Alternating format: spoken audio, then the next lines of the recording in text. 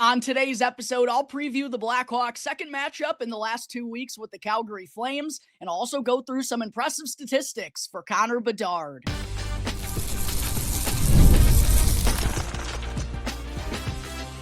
You're Locked On Blackhawks, your daily podcast on the Chicago Blackhawks, part of the Locked On Podcast Network, your team every day.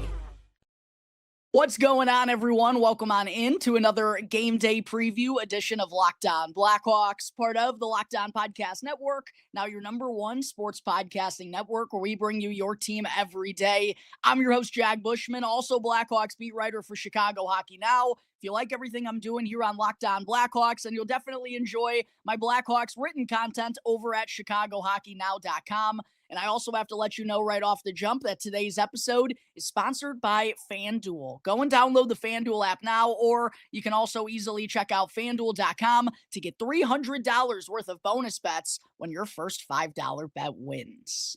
All right, happy game day, Blackhawks fans, as the four-game homestand continues here tonight with a 7:30 p.m. puck drop in the second meeting in the last 11 days between our Blackhawks and the Calgary Flames. And the first matchup back on November 7th was definitely one to remember for a couple of different reasons, right? Connor Bedard, of course, with a epic 4-point performance capped off by one of the finest goals of his young NHL career. Tyler Bertuzzi also stayed red hot with another 2-goal showing. That gave him 5 goals in a 2-game stretch. Spencer freaking Knight also stopped all 33 shots that he faced to finally earn his first shutout as a member of the Blackhawks. It was definitely a fun night for the road squad, but it was also a pretty chippy affair, if you all remember, as Frank Nazar was knocked to the ice early by Joel Farabee. There was Mackenzie Weegar taking a run at Oliver Moore. A couple of fights broke out as a result. Nick Foligno responded by throwing some checks into the Flames' young forwards, Connor Zary and Zane Parekh, who's actually out on injured reserve as a result of that hit. Not that it was a dirty one by any means from Foligno there, but just one where Parekh sadly went shoulder first into the boards and got a little banged up as a result. But there was also some bad blood between these two teams in a game from the 24-25 season as well, with Martin Pospisil, who fortunately is also out for the Flames, throwing some bad checks, some high hits around on a couple of the young Blackhawks forwards. So yeah, definitely a chance that we could see some more bad blood and maybe some more fist flying at the United Center here tonight as the Blackhawks go for their 5th win in their last 6 games. As far as the projected lineup for the Blackhawks here tonight, they just wrapped up their morning skate. Head coach Jeff Blashill just spoke with the media. Tyler Bertuzzi was not present for the morning skate. He also missed Monday's practice session. Didn't get a confirmation based on everything that I've seen from Jeff Blashill. I'll go ahead and refresh the old Twitter again this morning, which was down, by the way, earlier today. I'm sure a lot of you recognized. Did not confirm that Bertuzzi is out. I think he's still listed as a game time decision, but the fact that he didn't go at the morning skate, I think indicates that he's probably going to miss a second consecutive game here for the Blackhawks, which definitely stinks because of the sharp performance that he had, torching the Flames for 2 goals when these two teams met 11 days ago. So I'm assuming Bertuzzi is not going to be available for the Blackhawks here tonight. And with Nick Foligno also now on injured reserve as a result of his hand injury, I talked yesterday about how he's expected to miss roughly 4 weeks. That leaves the Blackhawks with only 11 healthy forwards again on their active roster. So that likely means it's going to be an 11-7 lineup for the Blackhawks unless someone is going to be rushing up from Rockford, which doesn't appear to be the case. So for the Blackhawks top line here tonight, I think it's going to be Ryan Green along with Connor Bedard and Andre Burakovsky, who was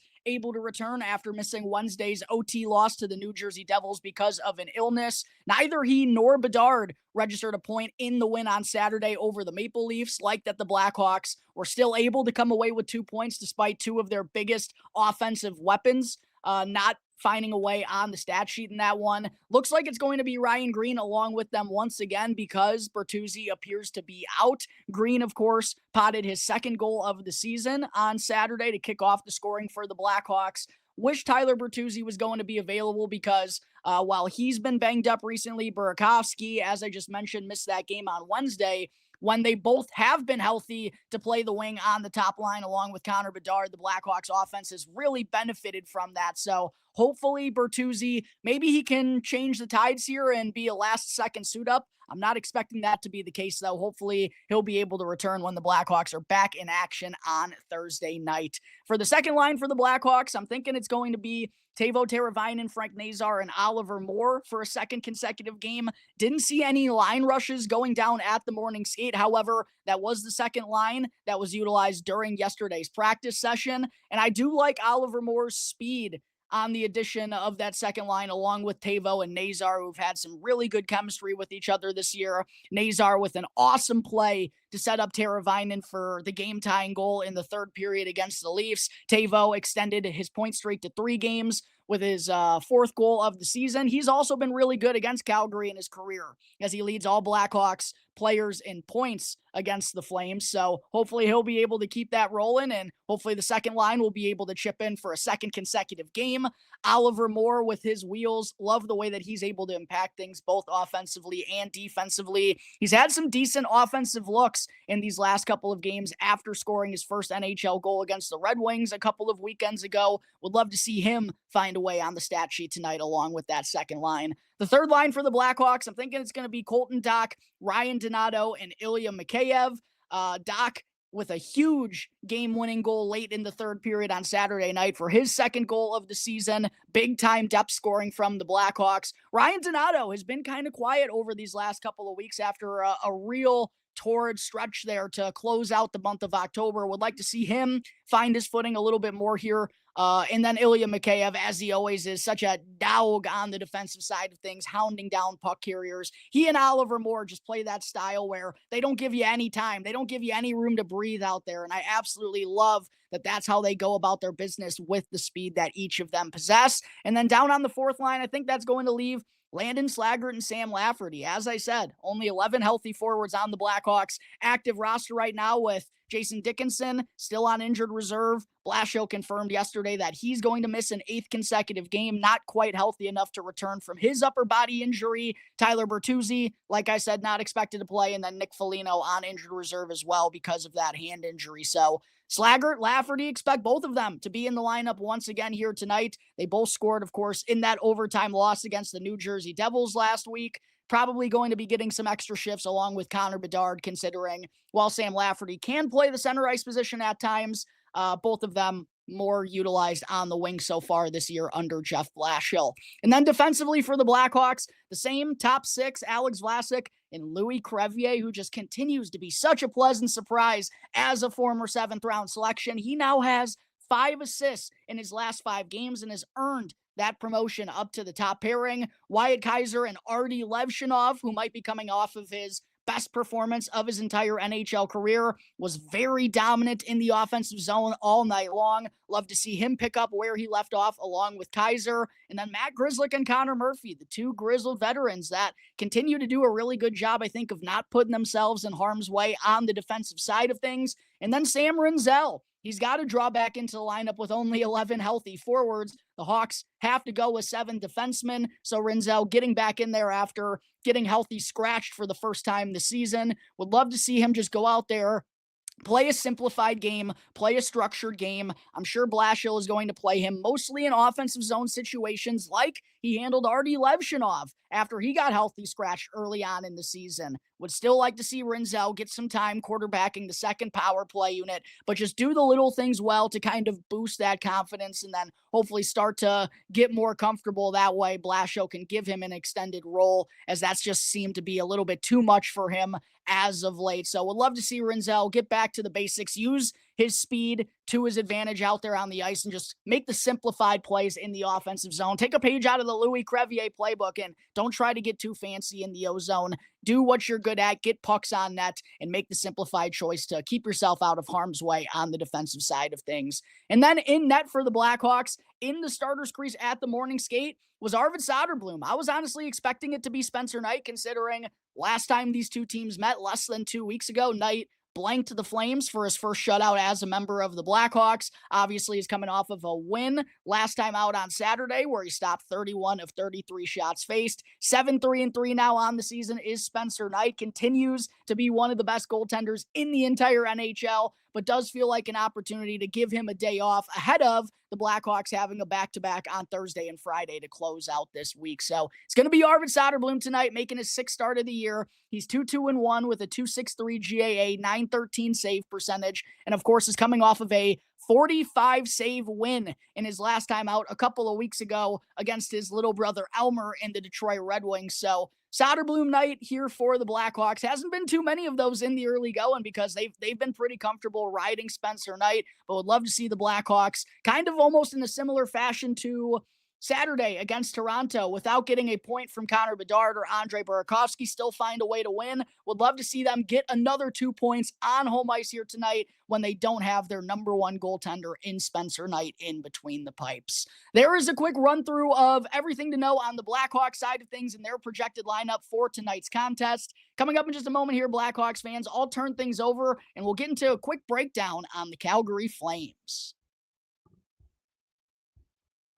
But first, got to show some love to one of today's sponsors, which is FanDuel. The NBA season is here, and the Chicago Bulls, like the Blackhawks, are off to a fast start, and there's no better place to get in on the action than with FanDuel, the official sports betting partner of the NBA. Even if you miss the start of the game or just want to ride the hot hand, FanDuel has live bets on everything, from who will score the next bucket to those fourth quarter comebacks. You can also wager on Matas Buzelis, Kobe White, and more key members of the Bulls. Plus, you can also combine your live bets into a same-game parlay for a shot at a much greater payout. It keeps every game exciting, especially when your team's making that fourth quarter push. And right now, FanDuel is giving new customers $300 worth of bonus bets when your first $5 bet wins. All you got to do is head on over to FanDuel.com to sign up and play your game with FanDuel, the official sports betting partner of the NBA.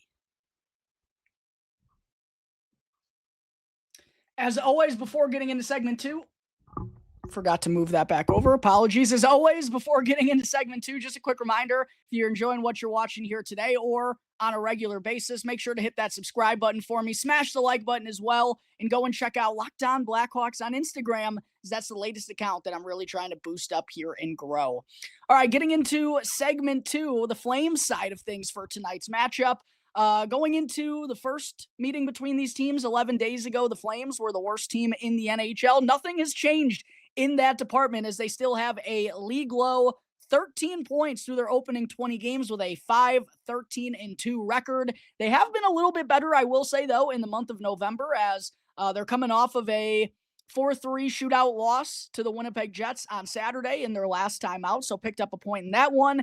Did defeat the San Jose Sharks 2-0 in the game prior as well and have a 3-4-1 record in 8 games in November, but still, they've only scored 7 goals over their past 5 games now. They come into this one averaging a league low 2.10 goals per game. That's 32nd out of 32 teams in the NHL. And they're also dead last on the power play, converting at only an 11.9% clip this year. And when diving into the individual player statistics, the Flames only have 2 players who have reached double-digit points on the season, and that would be Nazem Kadri, the team leader with 11, while Morgan Frost is second with 10. It has been a very big offensive struggle for the Calgary Flames so far this year, as we saw obviously in the first outing where Spencer Knight blanked them for 33 goals. Did have a decent amount of chances in that game, mostly off of the stick of Matt Coronato, but it has been a struggle to put the puck in the back of the net for the Flames so far this year. They obviously, as we saw in that matchup, made some poor defensive mistakes, some poor breakdowns in transition. In a lot of different ways, the Flames looked like a lowly team, and they have been better in November, as I said, but still coming into this game are dead last in the entire standings with only 13 points. Doesn't make things any easier that they're dealing with some injuries to a couple of young players in particular right now. As I mentioned in segment 1, Zane Parekh is on injured reserve due to an upper body injury that he suffered on the hit from Nick Foligno. And then Samuel Honzek also was placed on injured reserve a couple of days ago with an upper body injury. Martin Pospisil also on IR. He won't play in tonight's game. So 3 forwards, the Flames are down here tonight as they come into Chicago. As far as their projected lineup, they just got on the ice for their morning skate a moment ago. Jonathan Huberdeau, Morgan Frost, and Matt Coronato as their top line. That was really the trio that gave the Blackhawks the biggest struggles in the first matchup. I just mentioned Matt Coronado getting a lot of quality looks off on Spencer Knight. He probably saw Spencer Knight in his nightmares following that contest, because 11 shots on goal, I believe, is what Coronado registered in that game. None of them obviously found a way to get past Spencer Knight, but that's definitely a trio the Blackhawks got to be wary of whenever they step onto the ice here this evening. Yegor Sharangovich has been bumped up to the second line, taking over in Samuel Hanzek's place, along with Nazem Kadri, the team's leading scorer, and Joel Farabee, who the Blackhawks, I do wonder if Colton Dach could be, dropping the gloves with him tonight for that hit that he laid on Frankie Nazar. Not that he didn't already get into a fight as a result of that hit, but do wonder if that's something that could be transpiring at the UC. Then we got Connor Zary, Michael Backlund, and Blake Coleman as the third line. Coleman already involved in trade rumors early this season, as has been Nazem Kadri. Michael Backlund, by the way, wasn't on the ice for the morning skate, but I do believe it's only maintenance related. I do think the Flames still expect him to play this evening. And then down on the fourth line, Ryan Lomberg, the former Florida Panther, along with Sam Morton, who was just called up from the AHL. He's set to center the fourth line, and then Adam Klapka rounding things out on the fourth line right wing spot. Defensively for Calgary,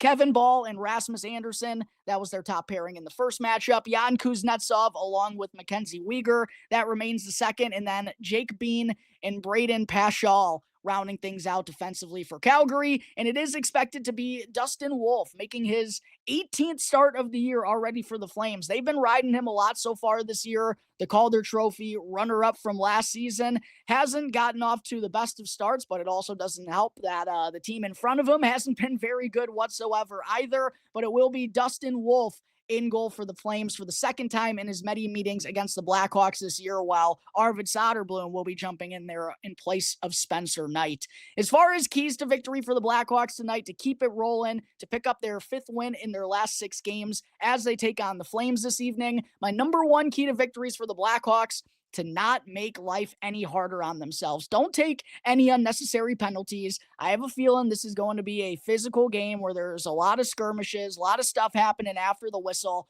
Well, don't let Calgary goat you into taking any bad penalties. Don't spend too much time in the sin bin. And even though they have the league worst power play, the Blackhawks have been really good on the penalty kill. You still don't want to be handing them that many opportunities. So just play a clean and simplified game. Don't make any blunders out there on the ice. Don't give them clear-cut breakaways or odd man rushes, which is something the Blackhawks kind of have allowed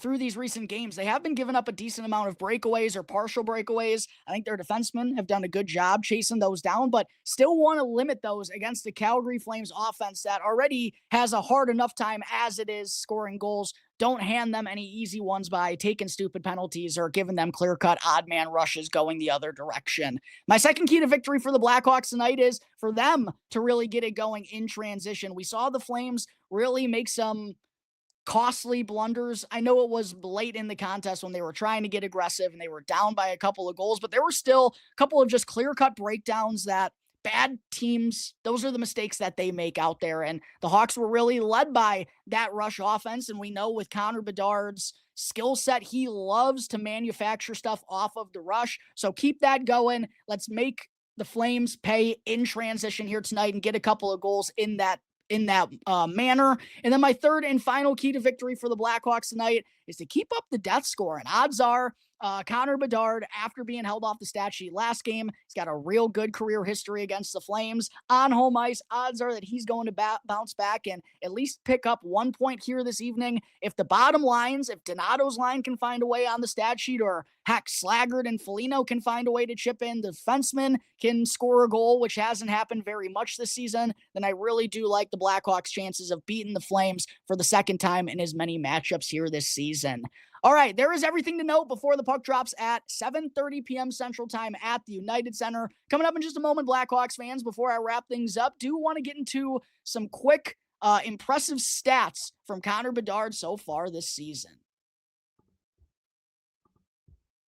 But first, I got to talk to you all about another one of today's sponsors, which is Rougiette. Let's be real. Making excuses doesn't solve anything, and we've heard them all before. It's just stress. I'm tired, or it happens to everyone sometimes. But when it comes to performance, sometimes your body just needs a little extra support, and that's where Rougiette comes in. Rougiette.com offers fast-acting, doctor-prescribed treatments designed to help you stop making excuses and start making moves. The process is fast, simple, and also private, and it's all handled by real doctors. So go and visit rugiet.com/LockedOnNHL to get 15% off on your first order. Again, that's Rougiette, rugiet.com/LockedOnNHL. And don't forget to use our code LockedOnNHL in all caps so they know that we sent you. Rougiette, stop making excuses and start making moves.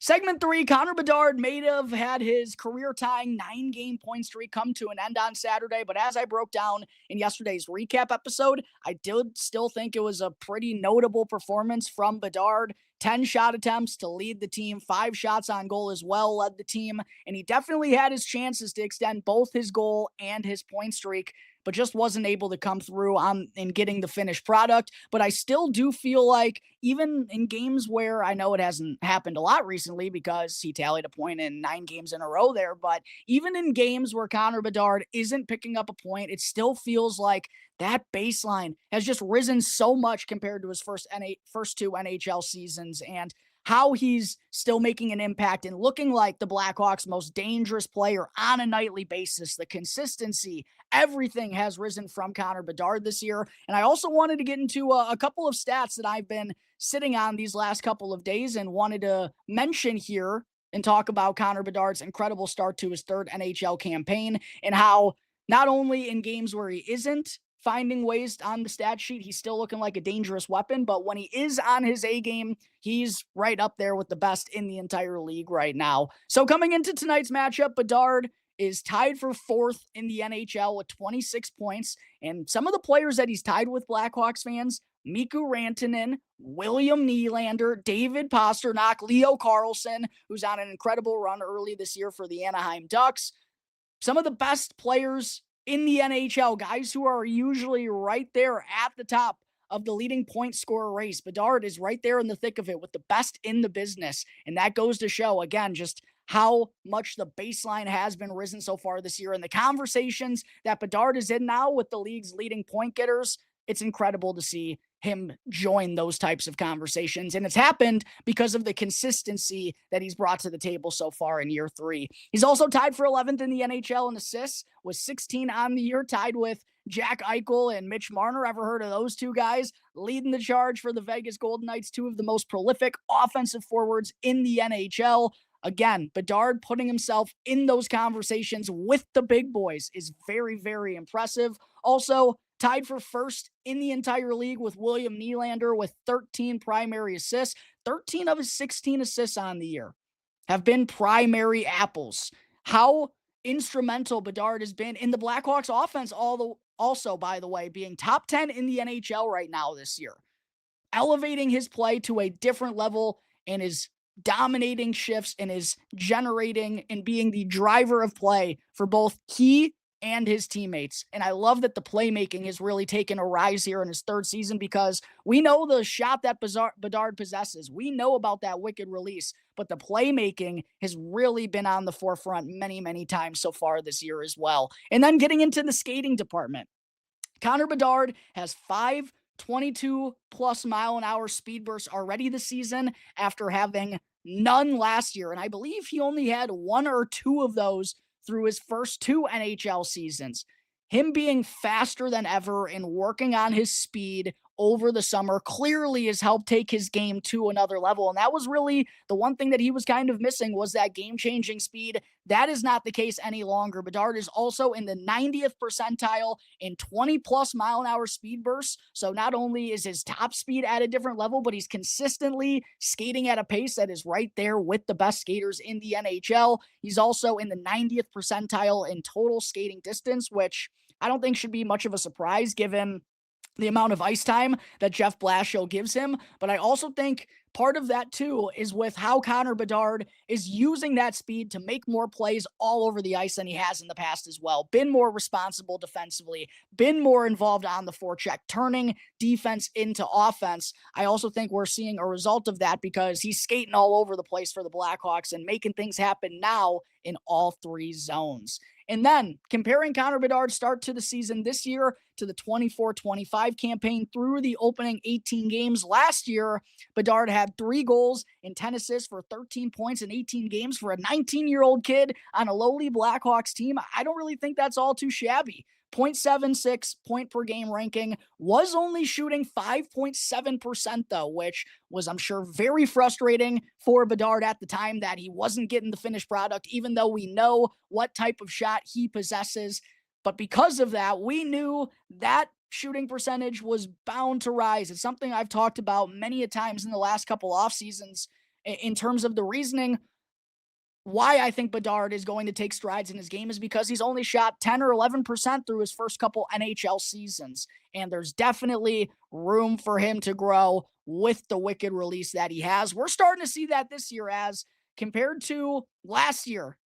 13 points in 18 games. Connor Bedard has 26 now this year. 10 goals compared to 3, 16 assists compared to 10, making strides in both departments there. How about a nice 1.53 point per game rating, and he's shooting 18.5%. That's more like it, Blackhawks fans. Now, still going to be a hard number for Bedard to maintain throughout the course of the season, but I think it's possible for him to be in the 14, 15, 16 ballpark throughout the rest of the way. And then he also has a +8 plus-minus rating, which is not the most meaningful statistic, but is something that Bedard's caught a lot of flack for in his first 2 years. Well, he's been much better in that category, as has the Blackhawks as an entire team. +8 for Bedard through his opening 18 games, and that's coming with more production on the power play than we've seen from him in the last couple of years as well. So getting it done at both 5-on-5 at even strength. The shooting percentage is up. The skating speed is up. The playmaking is up. The defensive play is up. Lots of good stuff from number 98.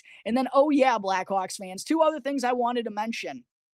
Most points among all active players currently in the NHL before turning 21 years of age. Sidney Crosby leads in that category with 294 points. Steven Stamkos second at 213 points. Connor McDavid, 198 points. He's third. Patrick Laine, fourth at 184 points. Patrick Kane, fifth at 161 points. And Connor Bedard is next up with 154 points before turning 21, which he's not going to turn until this summer. He's going to play the entirety of this season as a 20-year-old.